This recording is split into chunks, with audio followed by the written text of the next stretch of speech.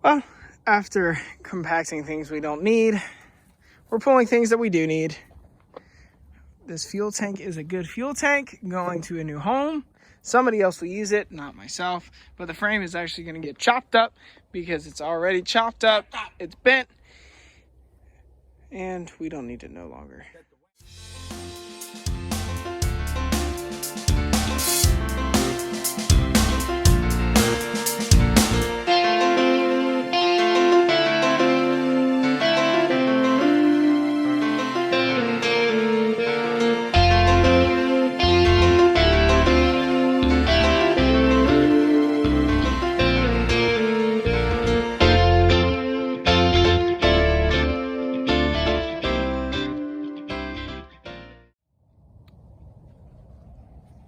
Got a little bit done on the white 4Runner. We went ahead and chopped off the radiator support in obvious reasons. We're getting prepped to pull this motor out. We're going to be putting this whole thing to use without the front end. That's a little hint for y'all. But we're going to go ahead and pull out this engine, go ahead and part it out. We have no use for it anymore. We really don't care for it at this point because we completely rebuilt it, and we know it's a good motor, but it has good heads, good parts. We just don't need it for this project anymore. We got the green one over there to work on. So we're going to repurpose this whole build for something else. We're not going to tell you just yet, but I hope you guys can figure it out. So we're going to go ahead and pull the whole thing out.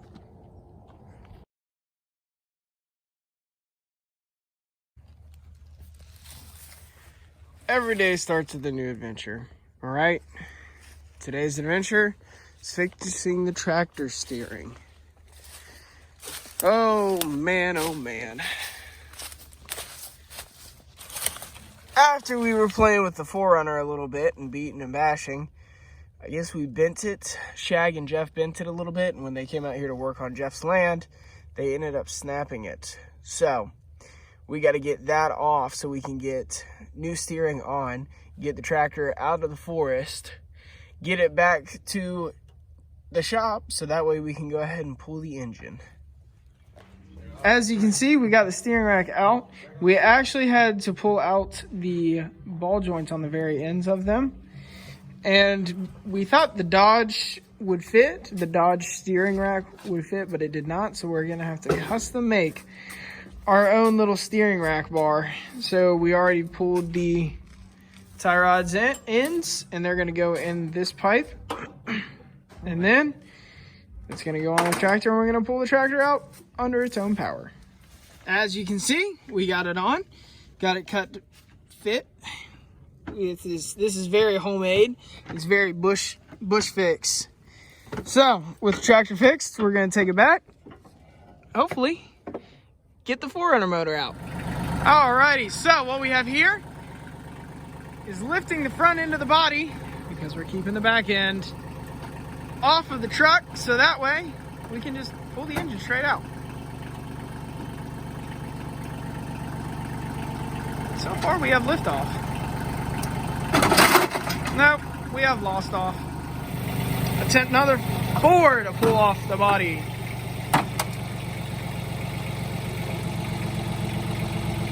Hold on, Shag. Straight back. And here we go. So we have the body pulled off. It's off the transmission, it's off the engine, off the frame. Now our true build for this can continue. Go up a little higher, Shag.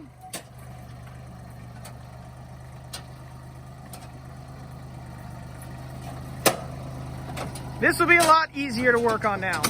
A lot easier. And there's one gas line. Anybody need a front end? Let me know. Yesterday's adventure of removing the front half of Frankie, Casper, whatever that thing's name is over there.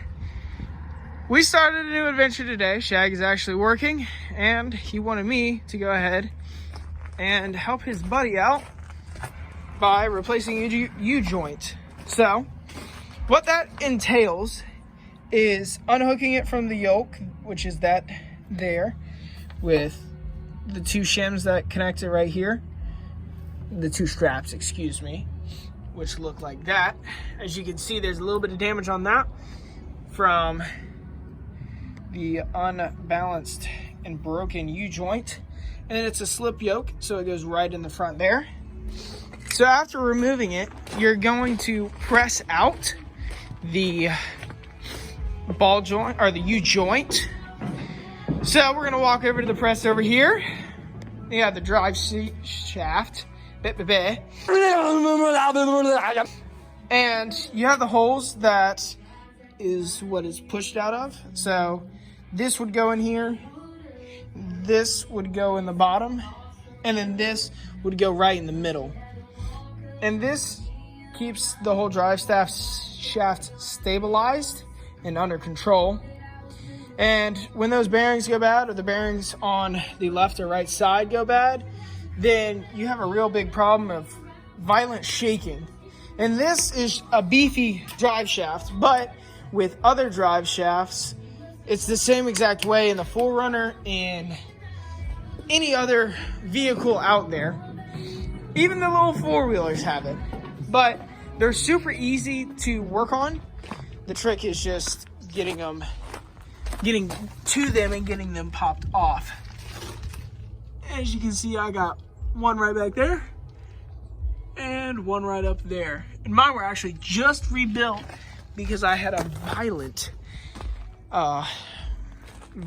shake in my rear end.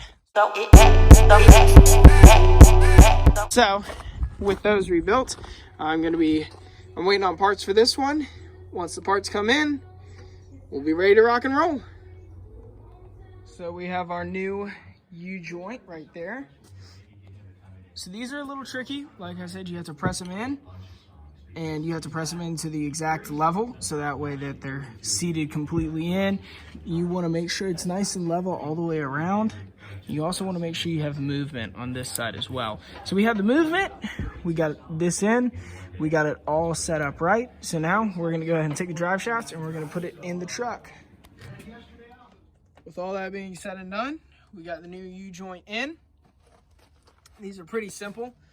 The ones on the top right here is what I just pressed in the last segment. And then the ones on the side just slide on, and then you got to torque these down to 150 foot-pounds on each one right here.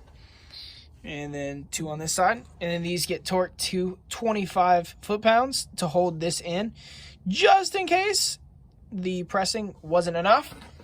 So with that in, Frank is good to go, and we are ready to rock and roll on out of here.